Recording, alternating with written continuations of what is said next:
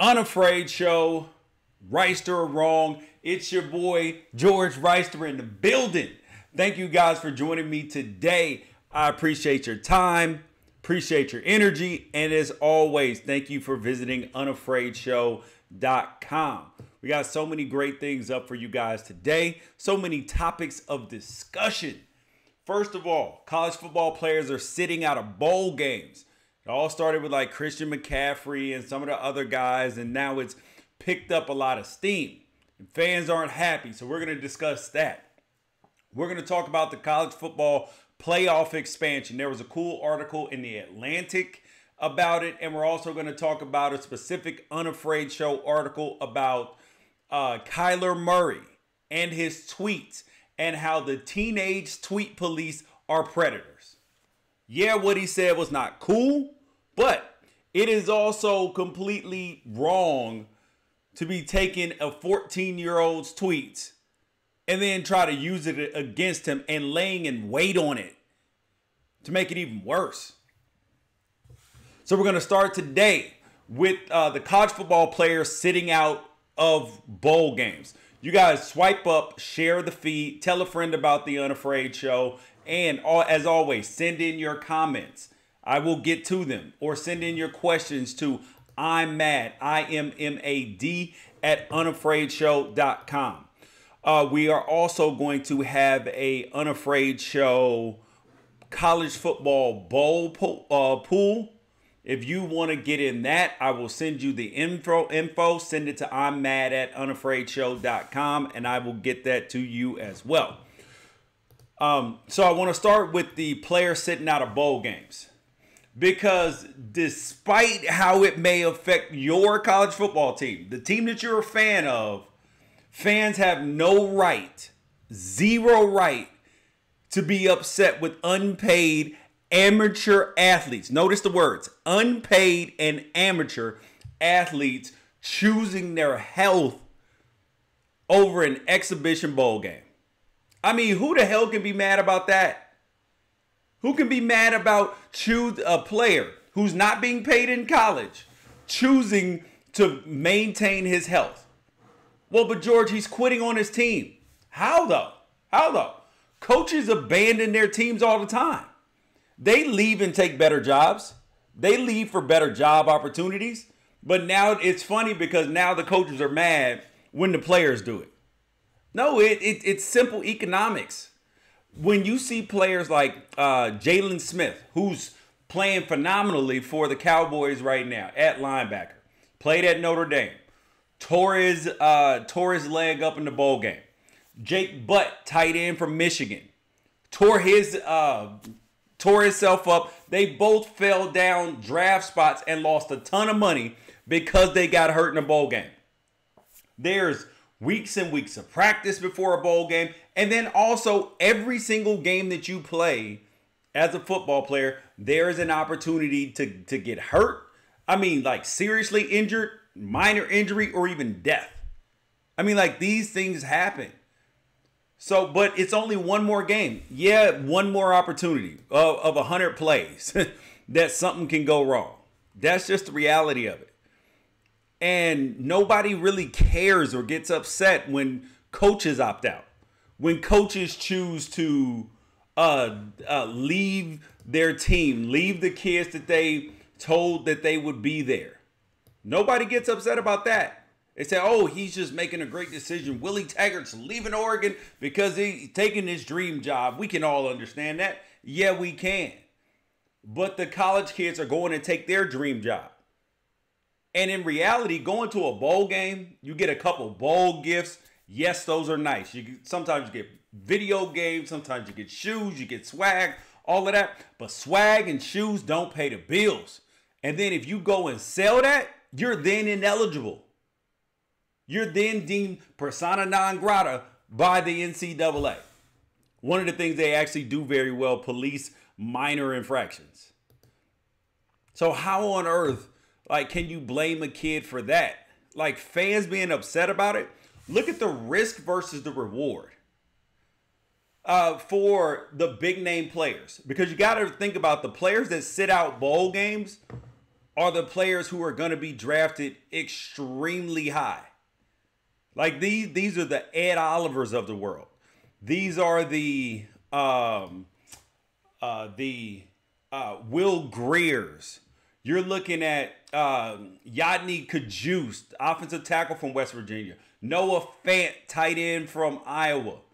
You're looking at Rashawn Gary, Michigan, defensive tackle. Donnell Green from Minnesota. These are the people who are sitting out their bowl games because their draft position is pretty much already solidified. They just have to go kill it at the combine. Like there's no more on film that they're going to put on film that's going to magically change them from a 6th rounder to a 1st rounder. Like these are already 1, 2, and 3 round picks. So there's not really a whole lot of upside for playing in the bowl game. But there is a whole lot of risk.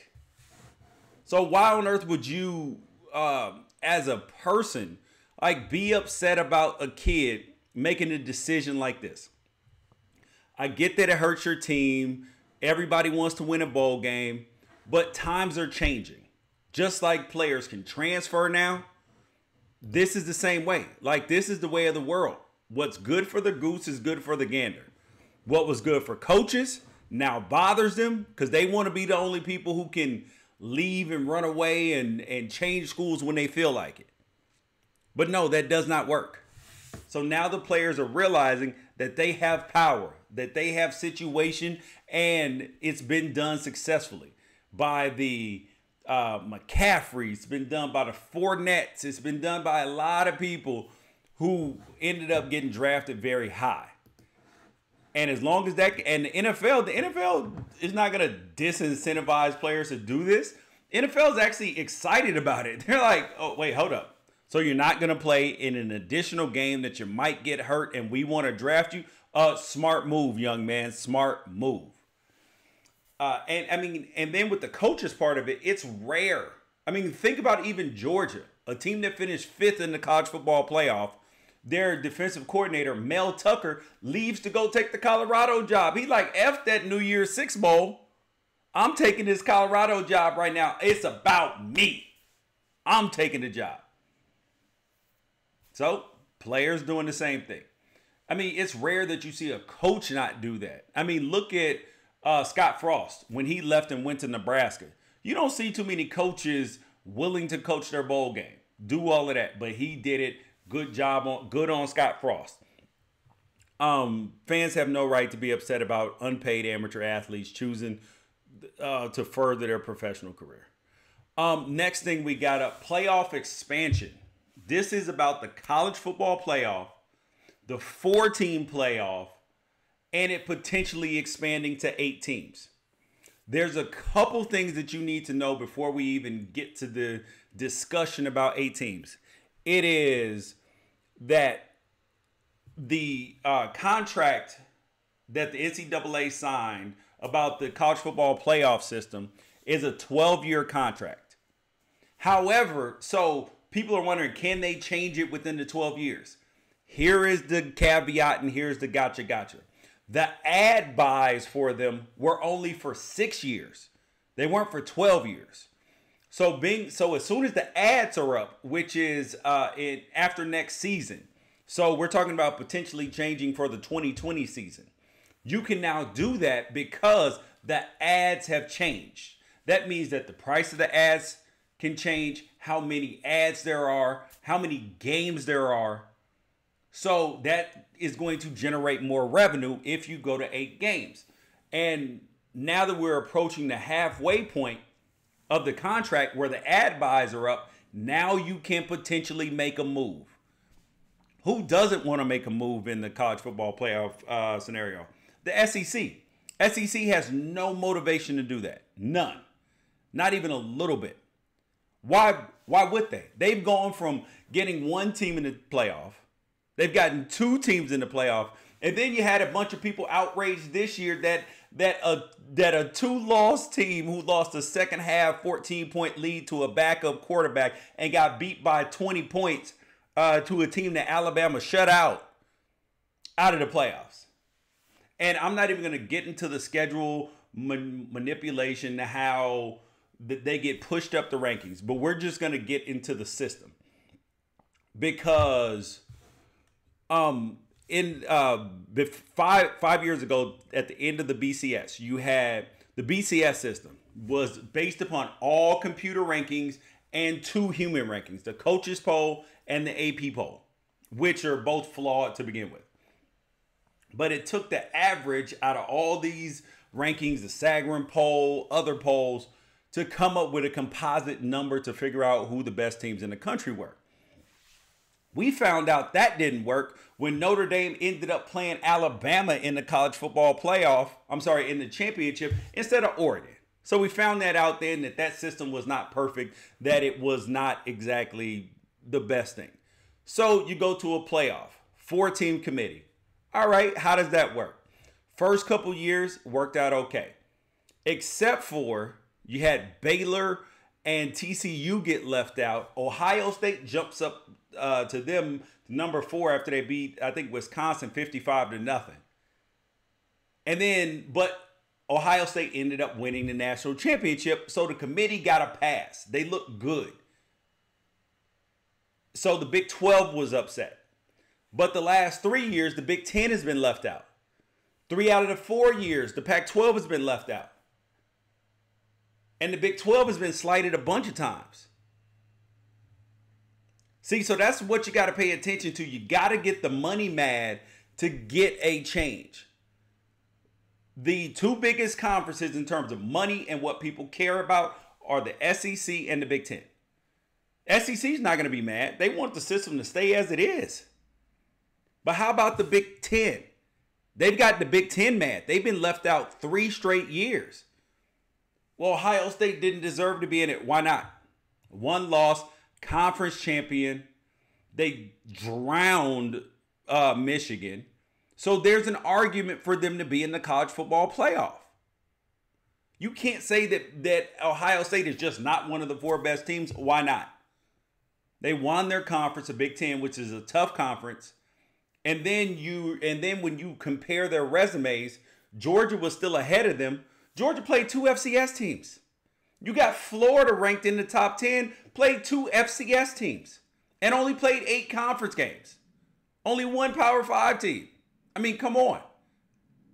Like, there's no SEC team that plays 10 Power 5 games. Not one.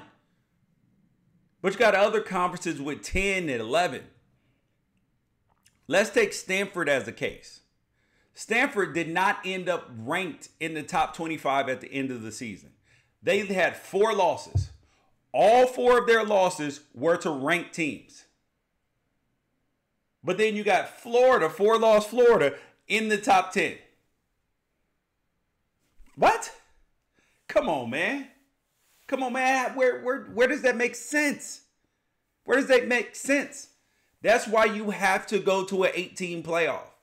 And the scenario for the 18 playoff is that the emphasis has to be on winning your conference. So you take the 5 Power 5 conference champions. Easy to do.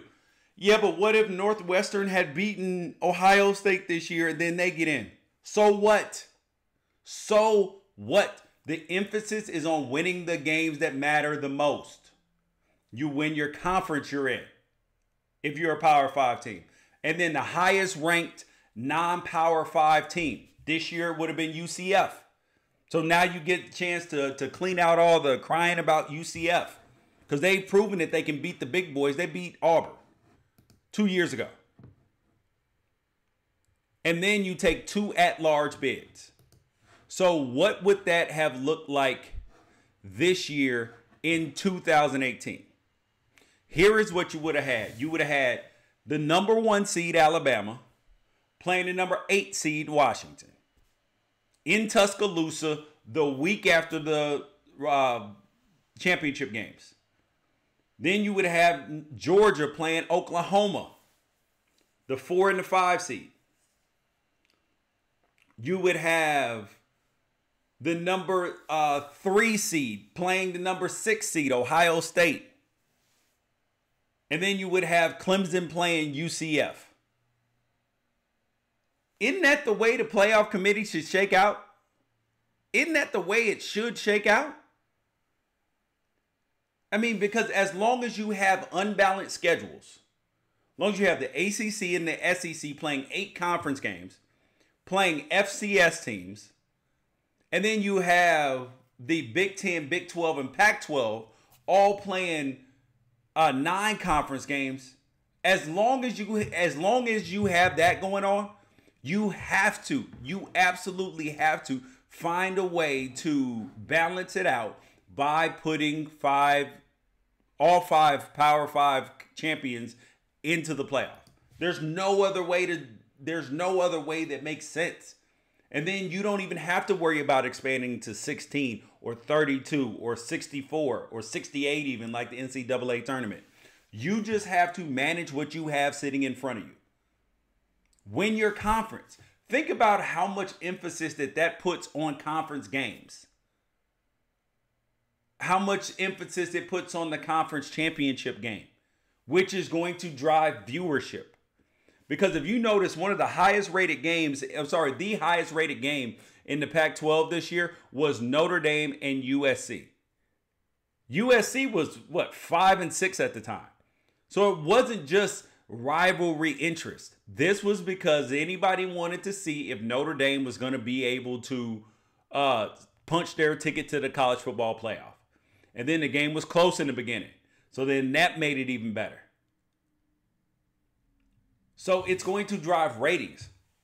Oklahoma, Texas did enormous numbers both times. Imagine if it was for, this year was for all the marbles. But now imagine if Texas knew that they had a chance to get in the college football playoff too. That game is going to get much more heated.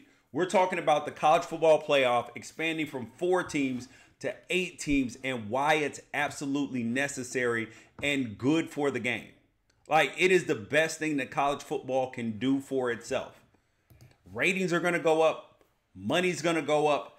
And now that nobody wanted to change it at first, wanted to give the system a chance. But now you have so many teams disturbed about it. But my question to you is, you have people like Larry Scott, who is commissioner of the Pac-12. I cannot for the life of me figure out why Larry Scott keeps softball answering when they were talking about the Washington State being left out of the New Year's Six Bowls. Oh, well, it's unfortunate. They had a great season. How about no? They were ranked higher than the other teams, had less losses, played well. What are we talking about here? How about that? No, they just softballed it, and it doesn't make sense to me. If you're going to lay down and take it, they're going to keep doing it to you. And the SEC commissioner, he's smart. Greg Sankey. He was smart. He was like, I don't see what's wrong with the situation. Of course you don't see what's wrong with the situation. The situation is favoring you. And that's where I say the committee has completely failed with doing the best thing for college football, which is encouraging teams to schedule better. Teams have to schedule better. It's good for the fan base. You'll see more fans in the stands because you heard Tim Tebow crying about the Alabama student section. You've heard me getting on Pac-12 fans saying it's got to matter more. But guess what? If you schedule better teams on your schedule, people will show up. People will show up. And the committee has not penalized teams for their schedule. They've actually encouraged teams like Georgia to keep their non-conference schedules as it is now. Where they have the best team of their non-conference was Georgia. Best one on Alabama was Louisville. Then they have an FCS team in November, both of them. Then they played Arkansas State and UMass. I mean, come on. How does the committee want the respect and the teams to elevate college football if these are the things that you reward? If you're going to say schedule matters, then that's what you have to do, because I looked at the future schedules because I thought that this would encourage people to schedule better initially. But the future schedules of the SEC look exactly the same. Nothing's changing. Despite Nick Saban saying we should all play 12 Power 5 games. Nobody believes you. You need more people, bro. You need more people. But now that the Big Ten is upset, now that the Pac-12 is not really upset because Larry Scott's not making enough noise. Big 12's upset. Big 10 is upset. UCF is upset. There will be change. And hopefully it will be, like I was saying, the playoff was a 12-year TV deal. And that the ads weren't for the whole 12 years. They were only for 6 years. So now there's an opportunity to renegotiate this year, this offseason, for the 2020 football season. That's what it is. You guys are watching the Unafraid Show. George Reister here. Send in your comments, questions. I will get to them. Also, the last thing I want to talk about today is Kyler Murray. I wrote an article on unafraidshow.com about it and posted it everywhere. And there were a lot of people who had strong reactions to it. So I want to address anything that you guys have to say about it. And the title essentially was, the premise is that Kyler Murray is a perfect example of why the teenage Twitter police, not the Twitter police in general, but the teenage Twitter police are predators. That they are predators preying on people. George, but what if he didn't tweet it? Nobody would be upset. You're right about that. But here is the predatory behavior. The guy from USA Today, whose name I'm not even going to mention because he did this to be a troll. So I'm not even going to mention his name. The Heisman ceremony was over at, I think it ended at 9 p.m. Eastern time.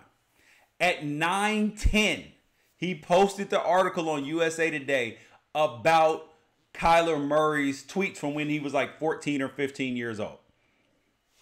It was he used some offensive language to homosexual people, got people all upset.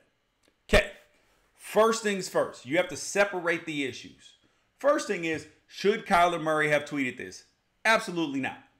Should he be saying these things? Nope. Here's what you have to consider. Number one, I have a 12-year-old. I have an 18-year-old. So I understand how these things work. That there's a lot of peer pressure. Kids are clout chasing. Clout chasing is when you're trying to get popular, or it's a fancy name for peer pressure. It's a fancy name 5-6 years ago. The language that people used in songs, the language that people used in general was completely different. That doesn't make it right, but these are facts. It's just like I say about sexual harassment. Sexual harassment is wrong.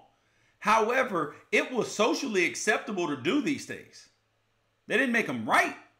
But socially acceptable, I mean that there was no punishment, there was no pushback. Everybody acted like it was completely normal, even though it was wrong. And this is the same thing with the Kyler Murray situation. They're like, oh, well, he shouldn't have ever said it. You are right. But you have to consider that he was a kid. He was a kid saying things to get some clout with his friends, saying things that he may have heard. But however, you always have to realize that people grow and mature. People grow and mature, especially think about from 14 to 21 where he is now. Think about you yourself. The things you thought and believed at 14 versus 21 versus 28 versus 35 versus 42. You're not the same person. And I told a story in the article about a guy I played with at Oregon. He came from a skinhead community, Aryan Nation people, and he was taught in life that black people, Jewish people, everybody else was beneath the Aryan blood people. That's what he was taught. So is he wrong because he was taught that? No. If he continues that thought process and doesn't evolve, yeah, that's on you. But you got to remember that, so I sat down with him my junior year and we talked, and he told me this. I didn't even know this about him. Like I would have expected to hear this from a kid coming from the South or the Midwest, Middle America. I was not expecting to hear this from a kid from California, from Southern California. I was not. But he also expressed the fact that he got to college and learned that there's two types of people. There are good people and there are bad people. They all come in all shapes, colors, and fashions. That's what he learned. And so I had to give him the ultimate racist litmus test, which is, okay, so if one of these good black guys that you see that you have learned to come across, how about if one of them wanted to marry your little daughter? How about that? He sat and paused for a second and he said, you know what? I would prefer that she did not marry a black guy. Only because, he said, not because of the reason that you think. I would prefer that only because it would be easier in my family and community. But however, if that's what she chose to do, I'm going to tell her to be with who she loves. I damn near fell out of my chair because that takes a lot of boldness to be willing to stand up and say, you know what? I'm different. I've changed. And to be willing to stand up against people in your community and in your family. And that's what I thought was amazing about it. And that's why with Kyler Murray's tweets, people were so upset about it. But I was sitting here saying, well, people change. Because remember, people asked me, if you look at the threads, they were like, oh, well, how about if he had said something racist, you wouldn't be saying that. Well, yes, I would. We had the same thing happen with Dante DiVincenzo when Villanova won the championship.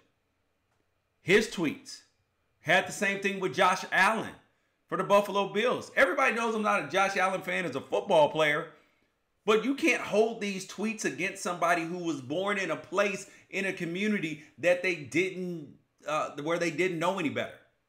And then once they know better, they do something different. But here is the question. How about these tweets, though? How about these tweets? Because people suggested different things to me. They were like, okay, well, when you know that you're going to go be a professional, you have to scrub your Twitter, all that stuff. It's too late at that point in time. The screenshots have already happened. So the question is, how do you do better or be better in this situation? I have a solution, which I felt uncomfortable with at first. But I guess this is the way of the world now. Because you do change, you do evolve. So the things I said when I joined Twitter in 2009, in January, February of 2009, are not the same things I think and believe or do in 2018. So there are a couple apps. There's like Expire. There's a couple other places that allow you to delete tweets after a certain amount of time, that your tweets only live for a certain amount of time. And initially because I had thought about this a few months ago and I was like, but I stand by pretty much everything I've said. Like, I don't lie. I don't make things up. I don't do any of this. And I have a lot of cool content on there. Like, why would I delete all the things that I tweet? And then I got to thinking, well, and then I asked my wife about it. She was like, George, are you the same person as you were years ago? I was like, no. I was like, but I stand by what I said at the time I said it. She was like, it doesn't matter.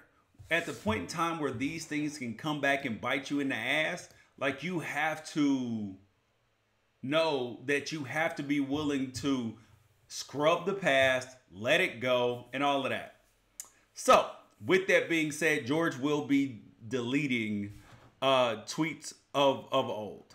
I don't have a choice.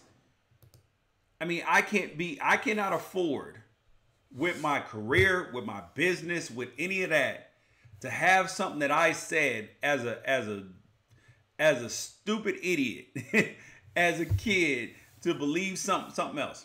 Like, I'll give you a perfect example.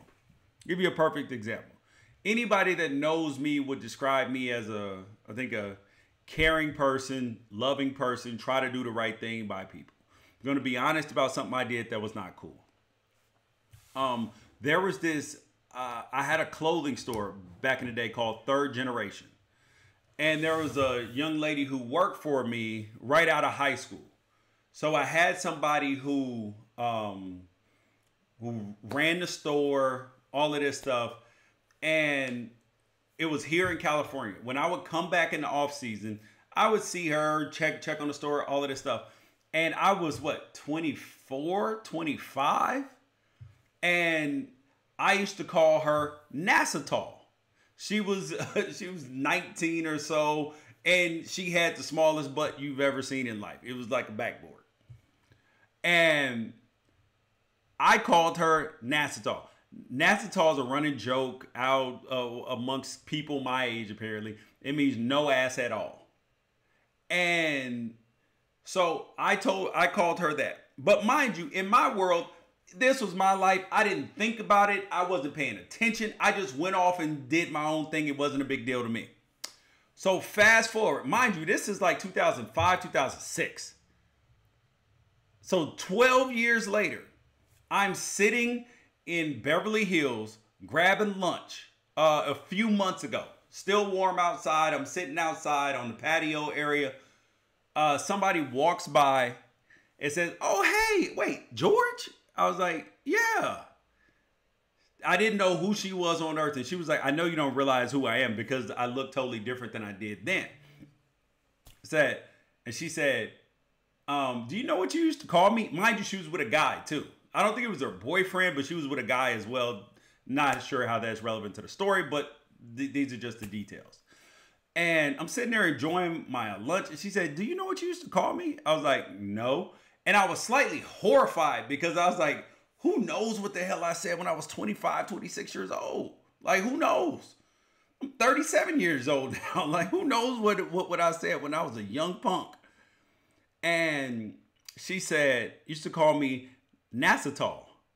And my face dropped in horror. I was like, wow, like what kind of turd did I have to be? Or just not paying attention to how somebody else felt? Because for me, I haven't thought about that another day in my life. If she didn't bring it up, I never would have remembered. But for her, that was something that obviously I was not the first person to talk about it. But that was something that she had dealt with her whole life. That was like a big deal to her. And we weren't friends to where like it was cool for me to joke about it. Like I had friends that, you know, they would joke about, you know, like if you have a close friend, they can joke about something that maybe you're a little sensitive about. But if it's your boss, if it's somebody that you're not cool with, like that, then yes, that's completely inappropriate. So am I the same person? No, I would never say that to anybody who worked for me now. Never. Under no circumstances. Would I say it to one of my good friends who jokes on me and I joke on them? Yes. But I'm not saying it to her. And that's the whole point, is that we grow and evolve. So if I've grown from 25 to 37, imagine how much Kyler Murray has grown from 14 to 21 and going to college, being around. Difficult to tweet responsibly. People in politics find it difficult to tweet. Rickles up. And most importantly, guys, if you enjoy The Unafraid Show, please make sure you share The Unafraid Show. Share it with a friend, share it with a coworker. Send it to them. Send out all the articles, guys, because we're working on our monetization, working on our loyal viewers. I appreciate it, man. Afraid Show. I hope you are excited. We have Woody Woodmack coming on. Oh, he'll be talking recruiting. He'll be talking college football. National Signing Day is next week. This is exciting news.